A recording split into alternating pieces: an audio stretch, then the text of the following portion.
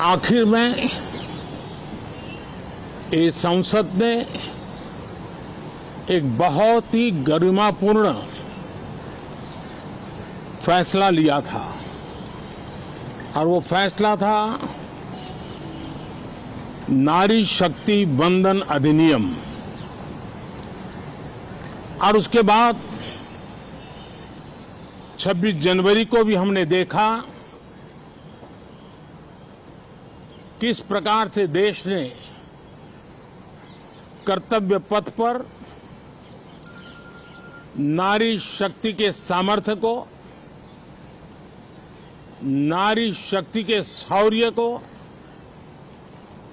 नारी शक्ति के संकल्प की शक्ति को अनुभव किया। और आज बजट सत्र का आरंभ हो रहा है, तब राष्ट्रपति द्रौपदी मुर्मू जी का मार्गदर्शन और कल निर्मला सीतारमण जी के द्वारा इंटरिम बजट, एक प्रकार से ये नारी शक्ति के साक्षात्कार का पर्व है।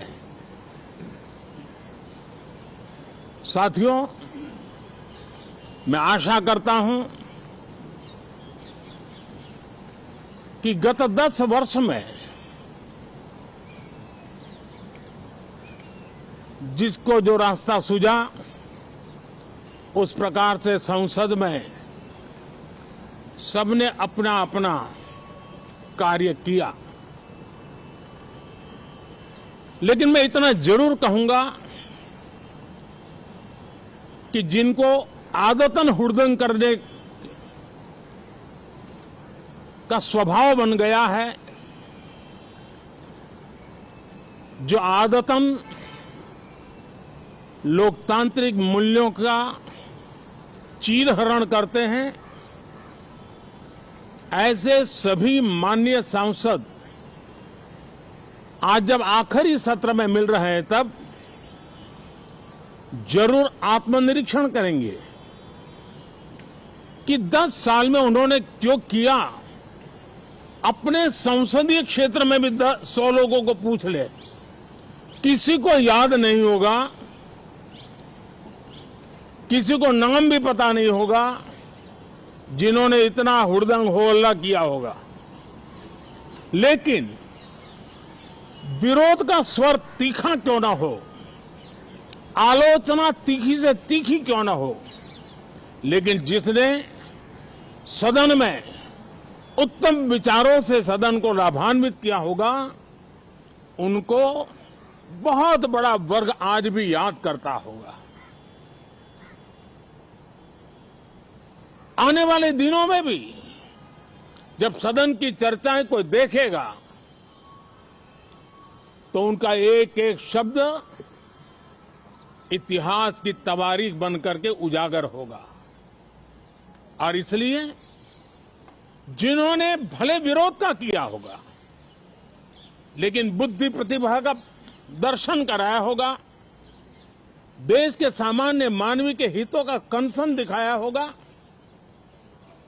हमारे खिलाफ तीखे से तीखी प्रतिक्रिया की होगी, उसके बावजूद भी मैं अवश्य मानता हूं कि देश का एक बहुत बड़ा वर्ग, लोकतंत्र प्रेमी सभी लोग इस व्यवहार की सराहना करते होंगे। लेकिन जिन्होंने सिर्फ और सिर्फ नकारात्मकता, हुड़दंग, शरारतपूर्ण व्यवहार, ये जो किया होगा, उनको शायद ही कोई याद करे। लेकिन अब ये बजट सत्र अवसर है, पश्चाताप का भी अवसर है, कुछ अच्छे फुटप्रिंट छोड़ने का भी अवसर है। तो मैं ऐसे सभी माननीय सांसदों से आग्रह करूंगा कि आप इस अवसर को जाने मत दीजिए, उत्तम से उत्तम परफॉर्म कीजिए, देश हित में उत्तम से उत्तम अपने विचारों का लाभ सदन को दें और देश को भी उत्साह और उमंग से भर दें। मुझे विश्वास है, आप तो जानते ही हैं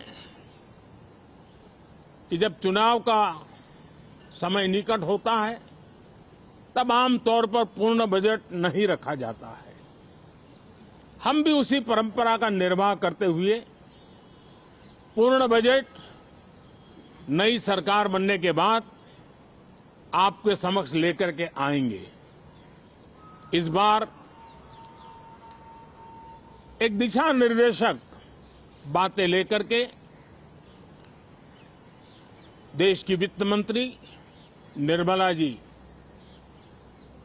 हम सबके सामने कल अपना बजट पेश करने वाली है।